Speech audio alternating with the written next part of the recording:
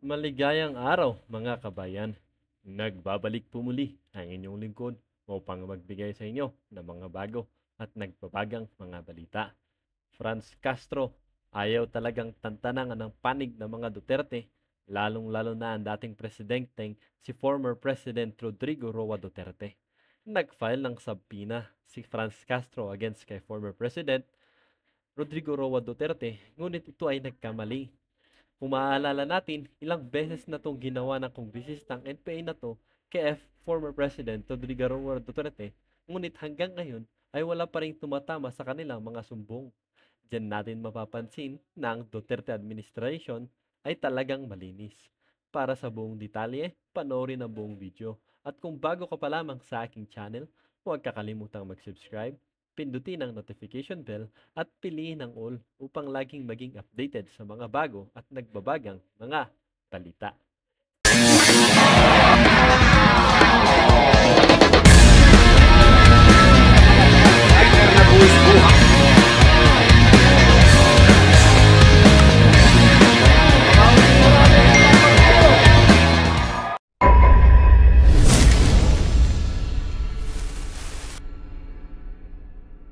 Ang isyong ang ito ay naging usap-usapin din sa social media. Merong isang netizen na nagsabi, solid Duterte pa rin kahit sobrang batikos at paglibak na mga kalaban pati yung Uniteam at Pro Marcos vloggers. Ipaparamdam natin ang lakas ng at suporta sa mga Duterte. Sabi din ng isang netizen, ang mga komunista sa Kongreso ang dapat impeach, Sir Bads. Walang silbing karapat-dapat jud sa Kongreso dahil paninira lang kanilang ginagawa. Si VP Sara lang ang tapat na naglilingkod sa bayan ng Pilipinas. God bless you always, aming mahal na VP na Sara. Sabi din ng isang netizen, National Task Force to End Local Communism and Conflict ay ang pinaka-effective na program para makatulong sa mga pinakamahirap na kanayunan. Sabi din ng isang netizen, Duterte forever, God will protect VP Inday Sara kasi nasa tama siya at ang kanyang hangarin para sa mga tao at bansa natin. Po yan, no? Viral na po ngayon yun pong pamamaril ng dalawang di kilalang lalaki. Dito po sa obviously parang mga senior citizen na natutulog lang sa bus bago po bumaba tong dalawang di kilalang salarin ay pinagbabaril ng 4 na beses itong dalawang nakaupo sa harapan at pinapara po yung bus. Siguro by this time, kung hindi nyo po napapanood, kalat na po yung video na yan. No? Grabe na po talaga ngayon. No? Wala na pong, anong tawag doon? Wala nang takot ang lahat ng tao. No? Bira dito, bira doon. Parang nawawala na po tayo ng talagang, yan. Kasi inuuna po ng mga liderato yung ating pong pagtira kay Sara Duterte. Magtrabaho kayo, huy! Trabaho, tambi! Lahat po ng mga masyadong busy tayo. Busy sa ibang bagay. Parang hindi na po normal to, no? Yan po ang that's sa bagay, lahat naman yan kayang saluhin ng magagaling na vlogger. Napakahuhusay. No? Pagtanggol nyo. Okay. Nakakarimarim. Ganun na lang, no? Binanatan. Kahapon pa yan, wala pa rin tayong nababalitaan na ano na naganap.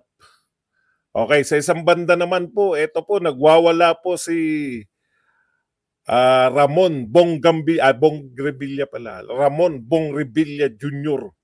Dahil po sa pagkakadawit ng kanyang napakagandang pangalan. Si Ramon Revilla ba ay kapartido ni Tambi? Kapartido ni Tambi, di ba? Ayan naman pala eh. Kapartido ka pala eh. Kaya pala eh. Tapang. Yung kaisa-isa po na na yung kaisa-isa po na nagtatrabaho diyan po sa kilalang-kilala natin si Nebriha, no? Ang tagal na po niya na sa MMDA. Talagang tapat po na nagtatrabaho, no? Talagang ano po, kawawa naman. Dahil sa pagwawala po ni Bong Revilla, natatakbo ngayong 2025. Nagpapakitang gilas. Naawa ako kasi humingi naman ng dispensa, no? Meron po mga tao hindi humingi ng kapatawaran. Ang tapang po nun ni Colonel Nebriha. Talagang ganun eh. Umami naman sa ginawang kasalanan, no? Umami naman sa pagkakamali. Pero talagang ganun. Ngayon po ay suspendido. Wala tayong magagawa eh. Ganyan ang buhay ngayon sa Pilipinas. Kanya-kanyang banat, kanya-kanyang kayod. Bahala na. Okay. Punta na po tayo rito sa balita na to. Ako, bisit na po ako, no? Tahimik din po. Wala pong kumikibo ni isa, no? Kahapon pa po to nagpahayag tong United Nations Rapporteur on environmental concerns. Alam niyo po ba ibig sabihin ng ano? Alam niyo po ba ibig sabihin ng United Nations Rapporteur? Ang ibig sabihin po ng United Nations Rapporteur, hindi po natin alam kung ano po yung nangyari doon, no? Sa bus. Baka akala nyo meron na tayong update. Wala nga po tayong update eh. Yun lang po, nakita lang po natin na kumalat. Naawa po ako. Nakakaawa. Okay, ito po yung sa UN Rapporteur. Ang lakas na ng loob, no? Ng mga taong magpahayag ng kung anong gusto nilang gawin sa Pilipinas. Parang ang Pilipinas, kahit sino na lang na taga-ibang bansa na hindi naman po sa kinukumpara ko, no? Pero kinukumpara ko na rin. Wala akong pakialam. Total naman, dami naman bumabanat na. Alam niyo, hindi niyo na-appreciate yung ginawa ko sa inyo, no? Kayong mga loyalista, kayong mga tukmul kayo. No? Kung makabanat kayo sa kay Badong, kala nyo may bayad ba ako sa inyo? Paliwanag ko lang ha. Hindi naiintindihan ng mga to eh. Baliktarin daw ako. Bakit daw? Duterte po ako, hindi ako bumabaliktad. Si Sara Duterte po sinusuportahan. Kung hindi niyo po alam yung ibig sabihin ng Uniteam, dalawa po dapat yan eh, di ba? Ang Uniteam po kasi dapat Marcos Duterte. Kami po yung Duterte sa Uniteam. Tapat nga kami, di ba? Hindi kami bumibira eh. Di ba? Pero panay-atake nyo pa rin. Ako pa ngayon, hindi po ako bumaliktad kahit kailan. Kay Sara Duterte. Tignan nyo nga ginawa nyo kay Sara Duterte. Pinasamaan yung pilit. Okay. Nasaan yung tubig ko rito? Punta na po tayo rito sa UN Rapporteur. Alam nyo po dati, pag merong mga nagsasuggest na ganyan, na gagawin ng mga gobyerno ng Pilipinas, na lalo na yung mga UNM, minumura na po ni Pangulong Duterte yan. Ano ba pakialam nyo sa Pilipinas? No? Ano ba pakialam nyo? Ang pinabubuwag po ng UN Rapporteur, ha? Alam nyo po ba kung ano ang pinabubuwag ng UN Rapporteur? Yung NTF-ELCAC. Alam niyo po ba kung anong trabaho ng NTF-ELCAC? National Task Force to End Local Communist ano yung Local Communist Arm basta tagal na natin problema eh. Alam po ninyo, napaka-effective po ng NTF-ELCAC. Narami pong sumuko kasi whole of government approach, no? Dati, pagkilos natin dito po sa anti-insurgency, no? Dati po military lang. Ngayon whole of government approach. Pinopondahan armed conflict. Thank you very much kay Feliciano Montemayor. Gustong ipatanggal na naman itong mga UN rapporteur na to, no? UN rapporteur. Okay. Ano bang pakialam ninyo sa mga ginagawa namin sa Pilipinas? Buti sana kung UN rapporteur siya sa ano eh. Ang UN rapporteur po, pinag-aaralan po nila yung mga nagaganap sa isang bansa tapos magre-recommend po sila ng pwedeng gawin ng mga Pilipino. Akalain nyo, pinag-aralan ang UN rapporteur siya, alam nyo po kung saan? Sa environmental concern. Environmental, no?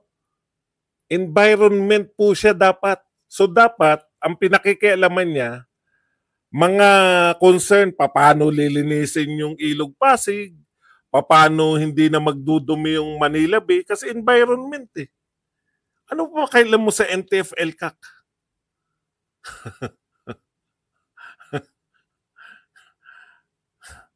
Di ba? Kung ano po yung mga epektibo, tapos dehin bokiki yung mga government official natin. Bakit? Kasi Vice Chairman si Sara Duterte.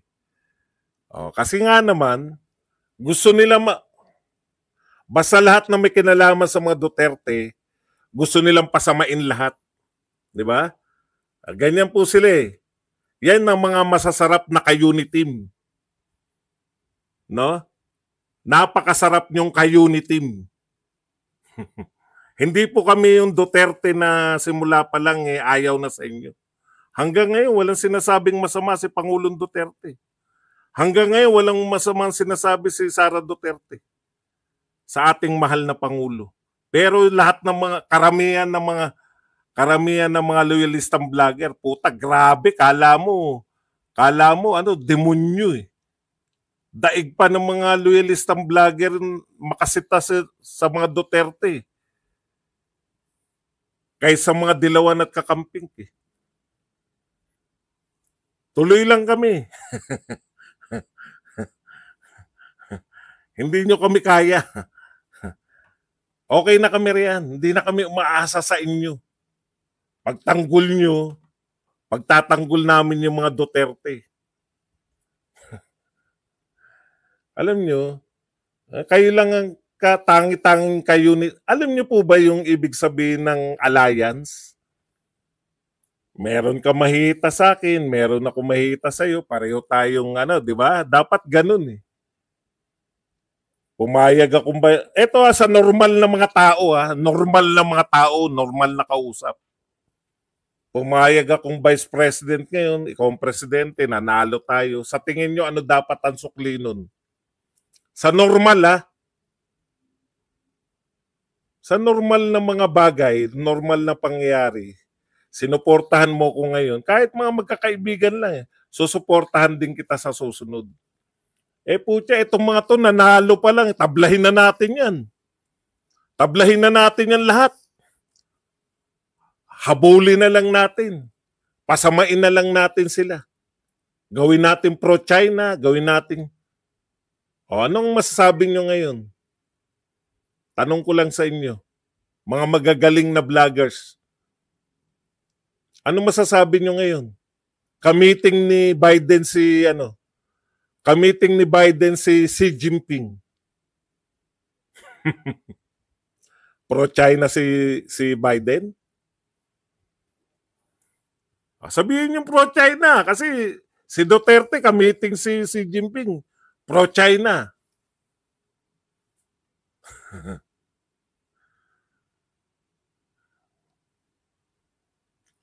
Wala kaming pakialam eh.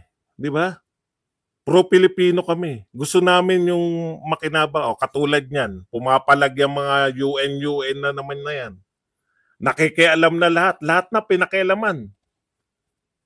Pinakikialaman na tayo ng lahat ng tao. Kahit sino na lang pwede makialam.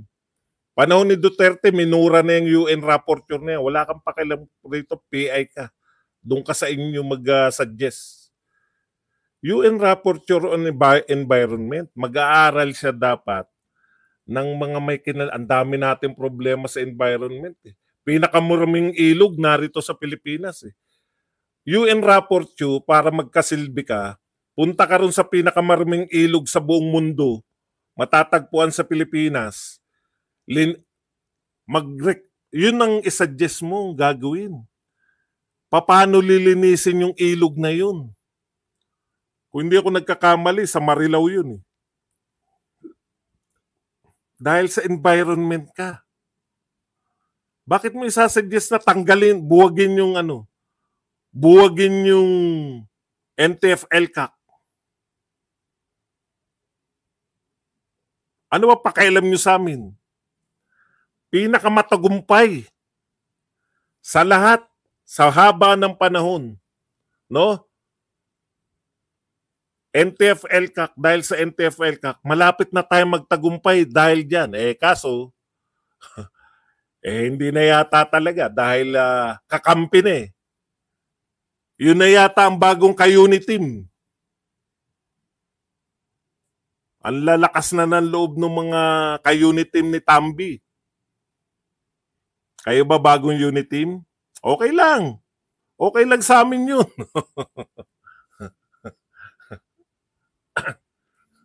Wala naman ka-issue-issue dyan sa confidential fund na yan.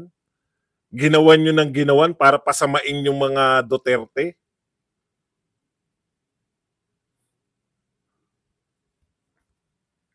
Okay. Mag-real token po tayo. Binisto kayo ng ka-unit team nyo, si Castro. Ano sabi ni Castro? Maaring hindi to alam ni Castro kasi ang saya-saya ni Castro ngayon. May sabpina na . Hindi mo na unawaan. Hindi kinatatakutan. Marami nang sinabi si Pangulong Duterte. Willing siyang magpakulong, willing siyang litisin ng mga Pilipino. Hindi po umaatras si Pangulong Duterte diyan sa sinampan yung kaso. Walang katorya-torya. ICC, manigas kayo. Subukan yung papasukin. Pumasok kayo pero hindi susuko. Wala kayong jurisdiction dito sa Pilipinas. Para sa kaalaman ng lahat na nagbubunyi ng mga loyalistang vlogger. Papapasukin nyo ICC, kahit paulit-ulit sinasabi, tuwan-tuwa kayo, kala nyo takot yung mga Duterte sa ICC. Utot nyo. Paulit-ulit si Pangulong Marcos, hindi niya papapasukin. Kayo, gustong-gusto nyo papasukin yung ICC? Dahil mas galit kayo sa Duterte kaysa yung wala na kaming pakialam dyan. Pagtanggol nyo yung gusto nyo pagtanggol, pagtatanggol namin mga Duterte. Ang hirap kayang ipagtanggol ng amo nyo. Yan ang katotohanan. Pwede po magtanong. Mamaya po, after ko magsalita. Sino ba yung nagtatanong? Cool ka lang dyan, Sunday kalma. Magtanong ka mamaya. Pwede rito magtanong, hindi tayo umaatras sa mga tanong. Okay. Punta po tayo rito sa sinasabi ni Castro. Si Castro po nagsabi nito, binisto kayo. Kayong mga House of Representative.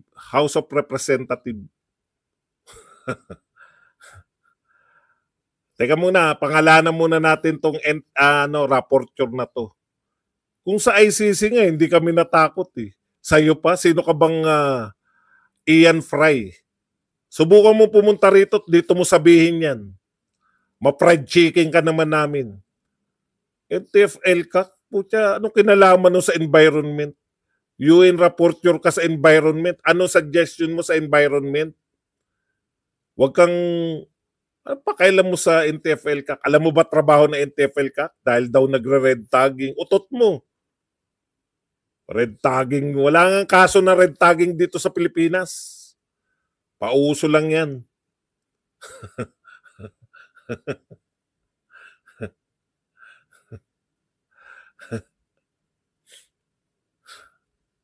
Mamaya mga tanong ha, kulang kayo. Hindi pa ako tapos. Okay, punta na po tayo rito. Sabi po ni Castro, natuwan-tuwa. High na high si Castro ngayon eh. Lahat ng issue nakasawsaw siya eh. Ayan no, ACT Teachers Party List Representative Franz Castro reveals. Reveals ha. Binisto. Pwede namang ganito ang ginawa ng mga congressman. Sige, parinig natin kay Castro. Bahala na siyang magano. Para tayo, hayaan nyo na si Castro. Atakdog ka nila. Kayong mga makabayan black, tuwan-tuwa kayo, di ba? Sa bagay, kanya-kanyang gamit yan. Nagagamit nyo yung leadership ng House of Representatives. In return, ginagamit nyo rin naman sila, di ba? Ginagamit nyo rin sila eh. Okay. Ito ang sinabi ni Castro. Reveals discussions among some political party leaders in the House of Representatives on possible filing of impeachment resolution against Vice President Sara Duterte. O yan ha, nireveal ni Castro na mayroong political party leaders na nag-uusap-usap, nagdidiskusyon kung sila ba yung para sa posibleng pagpa-file ng impeachment complaint against Vice President Sara Duterte. Okay. Castro disclosed that political party leaders are behind the talk of impeachment. Na, pwedeng naghuhugas kamay naman si Castro rito. Binibisto niya yung mga house leader habang siya ay naghuhugas ng kamay. Dahil sinasabi niya, pinag-uusapan ng may mga maritisan, mga chismis dito nang baka mag-file ng impeachment, sabi ni Castro. Ayan. Pero sila daw sa makabayan, wala pa po silang posisyon kung magpa-file sila ng impeachment. Hindi ng mga congressman, no? Ang tanong, ano po ang kasong ipapile nyo? Puta, ngayon lang po ako nakarinig. Lahat po ng impeachment trial, nauna po yung paglabag. No? Lahat po ng impeachment trial na napanood ko sa Pilipinas. Kay Erap, kay Gloria, kay Sereno, hindi pala si Sereno, ano pala yung Cowaran to. Kay Corona, yan ang mga napapanood natin na impeachment. Nauuna po yung complaint, no? Ibang klase talaga yung mga leader ng House ngayon, House of Representatives. Unahin na muna natin kung tayo ba'y magpa-file ng kaso o hindi. Madali na yang kung ano i-complaint natin. Ang tanong, ano po ang i-complaint? Ano po ang complaint ninyo? Ano ang nilabag sa konstitusyon ni Sara Duterte? Binoto po ng 32 million yan, mga congressman. Binisto na kayo ni Castro. Yung binoto ng 32 million, kayo magpapasya? Kayong ilan lang kayo? 300? Kayo magpapasya kung tatanggalin o hindi? In the first place, wala man lang kayo nababanggit. Ano ba kasalanan ni Sara Duterte na nilabag niyang konstitusyon? Confidential fund? Kailan pa naging masama ang confidential fund? Lahat merong confidential fund. Lahat ng presidente. May na-impeachment ba? May sinampahan ba kayo na impeachment dahil sa confidential fund? Ano pa? Bukod sa confidential fund. Wala nga kayong pinag-uusapan, no? Tignan nyo to, One News to. TV5. O yung may-ari ng TV5. Ano ang ikakaso ninyo? Ngayon lang po ako nakakita na nauna muna yung pinag-uusapan yung impeachment, wala pa pong kaso. Kay Erap may wetting, kay Gloria merong mga CTE at kung ano-ano pa. Pero hindi nakakalusot sa Congress dahil kakampi niya mga congressman noon. Eto mukhang makakalusot.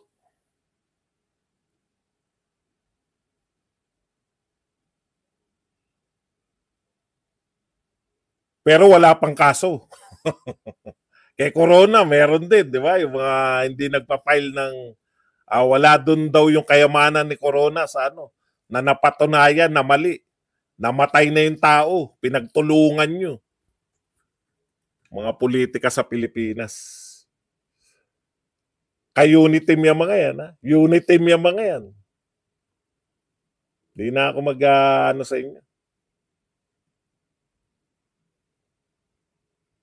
Anong ngayon kung hindi nyo kami ganun din naman. Umaasa pa nga kami na ipagtanggol nyo man lang. Pucha, hindi na nyo na nga pinagtanggol. Kayo pang mga kakampihan tumitira.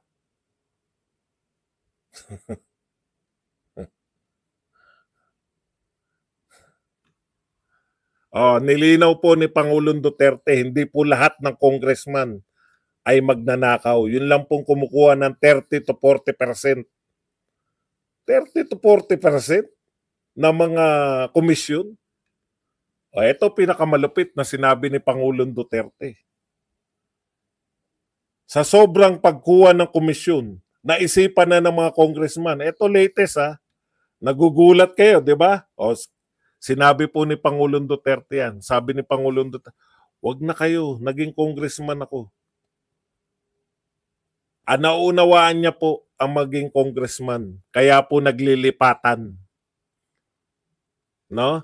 Kasi po pag hindi kayo lumipat, wala kayong sariling proyekto na maibibigay sa mga mayor ninyo. Naintindihan nyo? Yung sweldo nyo lang bilang congressman. Pag kayo po ay wala sa party ng speaker, kasama ng party ng Pangulo, wala pong maibibigay sa inyo. Kaya po naglilipatan.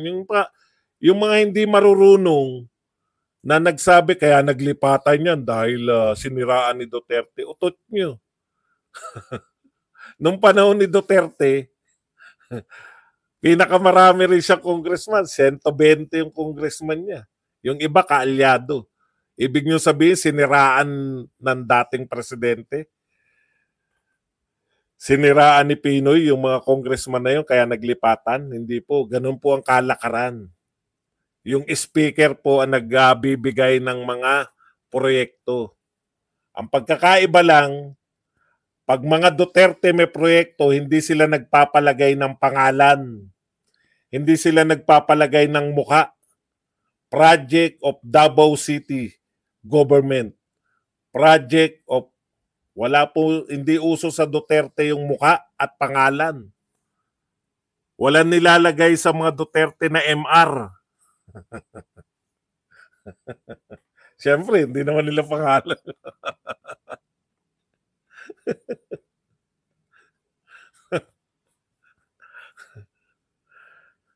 Ngayon, kakaiba po, no? Pinag-uusapan na impeachment, wala pang kaso. Ang tindi nyo. Wala nga kayong nasasabi na kakaiba po talaga. Kakaiba po ngayon.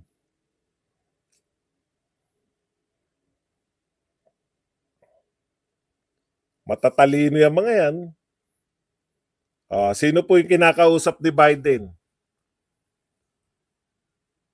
Yung ating pong kapitbahay na Indonesia. Bakit? Ewan. Yung Indonesia ba ay tinabla niya yung China? Hindi, pinagmamalaki ni Widodo na meron siyang pinagawa ng China yung kanyang bullet train. Kinakantsawan ni Widodo lahat. May bullet train kami. Kayo wala.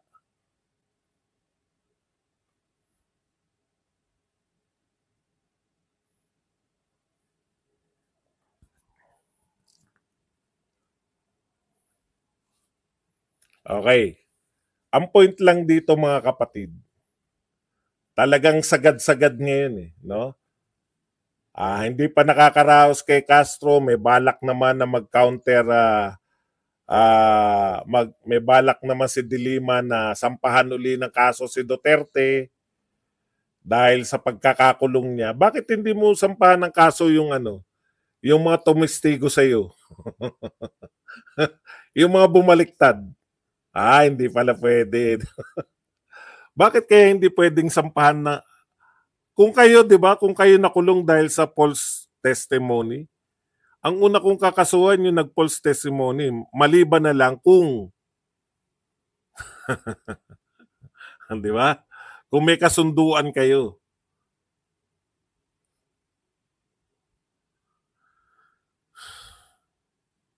Okay. Mga kapatid, kapit lang po tayo. Sumuporta lang tayo sa ating dapat suportahan kasi wala na Bayan na kay Martin lahat ng mga kalakaran isa lang naman sana, no? Di naman sana namin in-expect na ang aga ang aga, ang aga niyong tinabla yung aming Vice President. Hindi naman kami nag-expect na ipagtanggol nyo. Kaya naman namin ipagtanggol ang aming Vice President. Ang hindi namin expected, yung kayo pa, no?